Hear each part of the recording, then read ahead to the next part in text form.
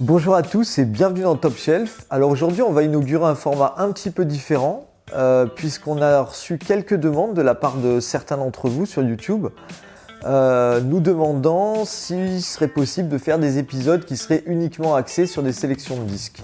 Donc on a réfléchi avec les autres membres de l'équipe. D'ailleurs je tiens à saluer Marwan et FX qui font un super taf au passage.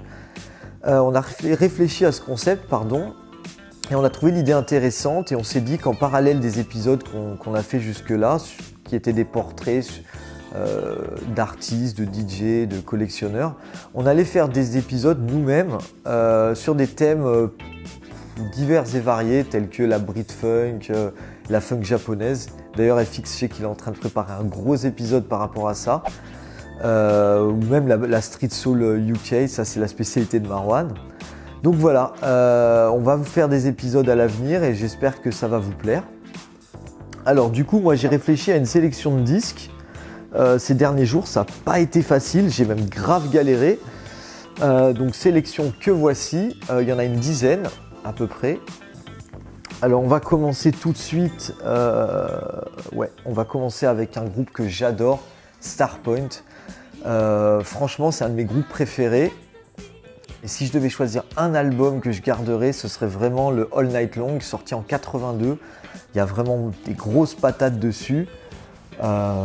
Bring Your Sweet Loving Back, le mélo All Night Long, I Like It avec un gros slap de basse en intro. Et mon titre préféré, c'est vraiment Miracle Love. C'est un titre que j'adore.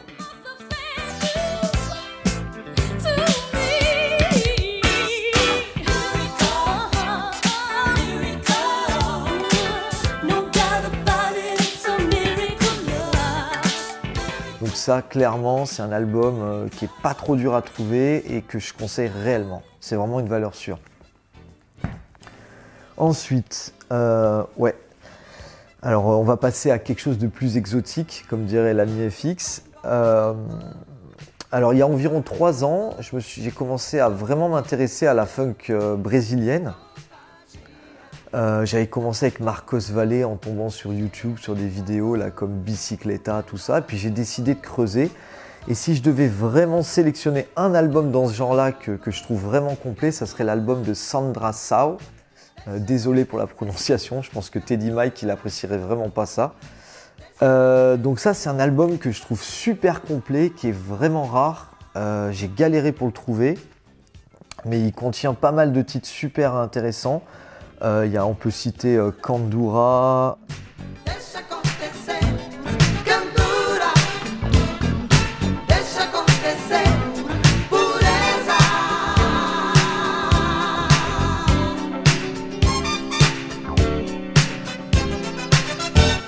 Ensuite, les Whispers. Alors ça, c'est un groupe qu'on ne présente plus, groupe emblématique du label Solar, label californien.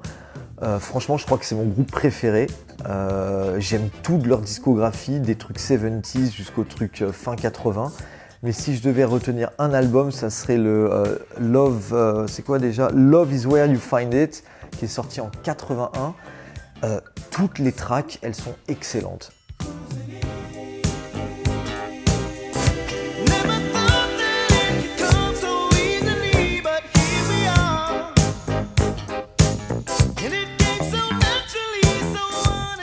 Il n'y a pas un seul mauvais titre sur cet album et j'aime particulièrement la façon dont ils ont organisé ça entre les deux faces, avec une face dancing avec que les patates up-tempo et une seconde face romancing avec des mélos, des titres plus chill et tout.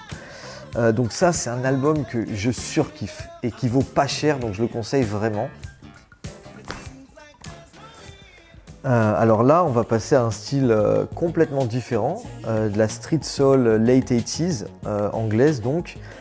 Pour ceux qui nous suivent sur YouTube et sur notre site, vous n'êtes pas sans savoir qu'on adore le son fin 80 avec FX et Marwan. C'est vraiment une période qu'on aime beaucoup. Donc là, si je devais retenir un titre, ça serait le groupe Tongue in Cheek avec le titre Don't Stop the Love, sorti sur le petit label Criminal Records en 87.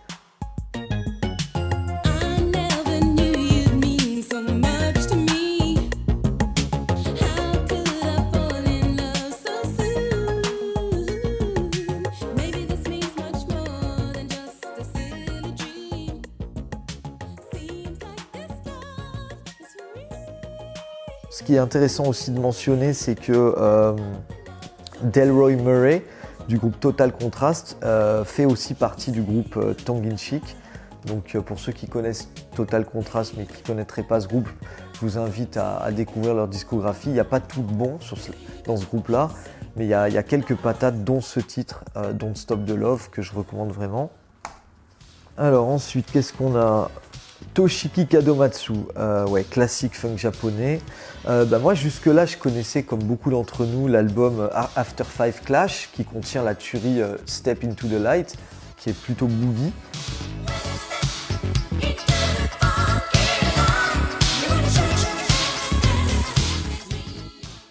Puis récemment, lors de mon dernier voyage chez FX en Espagne, il m'a fait découvrir un album un peu plus ancien qui est sorti en 82, donc 2 ans avant le précédent, qui est vraiment une tuerie dans le style jazz fusion japonais avec des vibes ultra chill, ultra tropicales.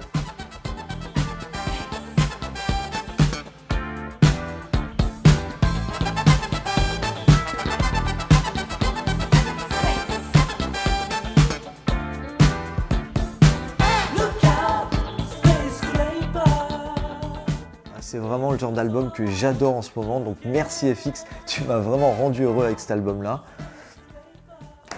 Ensuite, alors ça c'est un gros coup de cœur, Bobby Nunn, Private Party, sorti sur Motown en 83. C'est un des premiers artistes que j'ai découvert quand j'ai commencé à écouter de la funk. Donc gros coup de cœur. Si je devais sélectionner un titre sur cet album, ça serait Don't Knock It Till You Try It, que je trouve mais monstrueux, je m'en lasse pas, ça fait 15 ans que je l'écoute, je m'en lasse pas.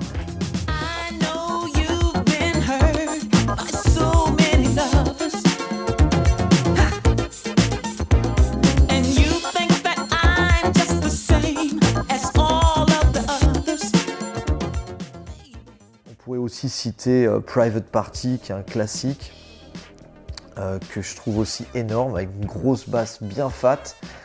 Donc Bobby Nunn, c'est un artiste que j'ai eu la chance avec FX de rencontrer lors de mon voyage à LA il y a 2 ans, qu'on a pu interviewer. D'ailleurs, vous pouvez retrouver l'interview sur notre site, Geek 80. Ensuite, qu'est-ce qu'on a? Ah ouais, Disco Strut, Cream de Coco. Alors ça, c'est un disque clairement disco que j'aime énormément, qui est sorti sur le petit label Free Spirit en 1976. C'est un disque qui te met vraiment dans une atmosphère mais de détente ultra absolue.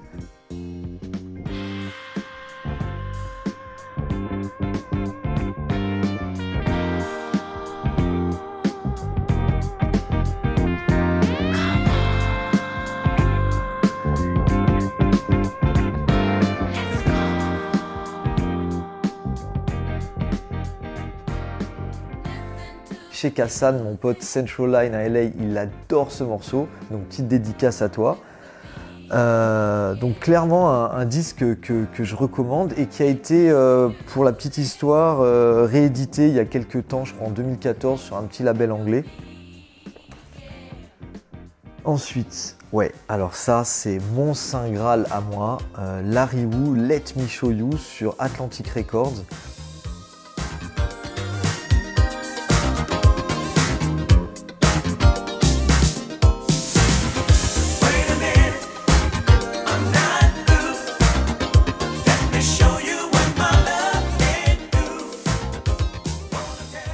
C'est un disque que j'ai mis beaucoup de temps à trouver, que j'avais découvert à l'époque en 2004 avec la compile Nighttime Lover, pour ceux qui se rappellent de ça, de ces compiles-là en CD. Faut savoir qu'il y a 2 pressages de ce disque. Il y en a un qui inclut la version instrumentale, qui est celui que je présente là aujourd'hui, qui est le plus rare d'ailleurs des 2. D'ailleurs, pour ceux qui aiment Larry Wu, qui a une voix extraordinaire, je vous conseille aussi l'album Modernic, qui est son groupe, qui a sorti donc cet album en 87 et qui contient 1 ou 2 très bons morceaux, dont mon préféré, So Much Love. Voilà, ça c'était pour la petite histoire. Ensuite, ah ouais, alors ça c'est un label que j'aime énormément, que la plupart d'entre vous vont connaître, Sam Records. Donc ça c'est Greg Anderson Dreamin', c'est un maxi que j'adore.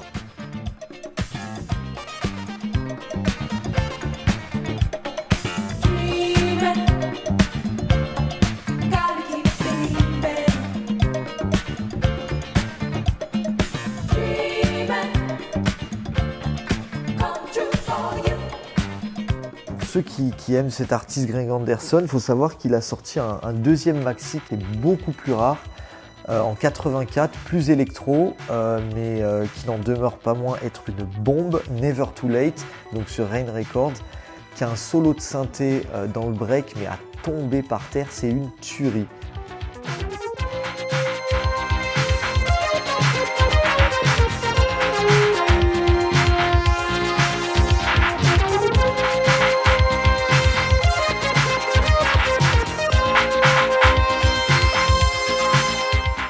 Donc ça, je vous le recommande aussi. Ensuite, donc dans un registre complètement différent. Alors ça, c'est une découverte récente que j'ai faite via le label de notre pote Pascal Rioux, Favorite Recordings, qui a sorti cet artiste brésilien, Lucas Arruda. Donc l'album, c'est Solar, qui est sorti en 2015. Il est magnifique pour les amateurs de jazz funk, jazz fusion avec des influences brésiliennes. C'est clairement un album que je recommande, et si je devais choisir un titre, ça serait Melt the Night, qui a un featuring avec Leonware, qui est un bijou.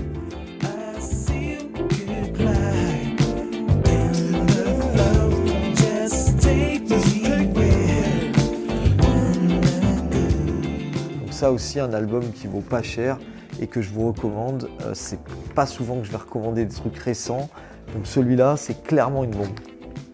Donc voilà, on a fini avec cette sélection. J'espère que ça vous a plu, et puis je vous donne rendez-vous pour un prochain épisode.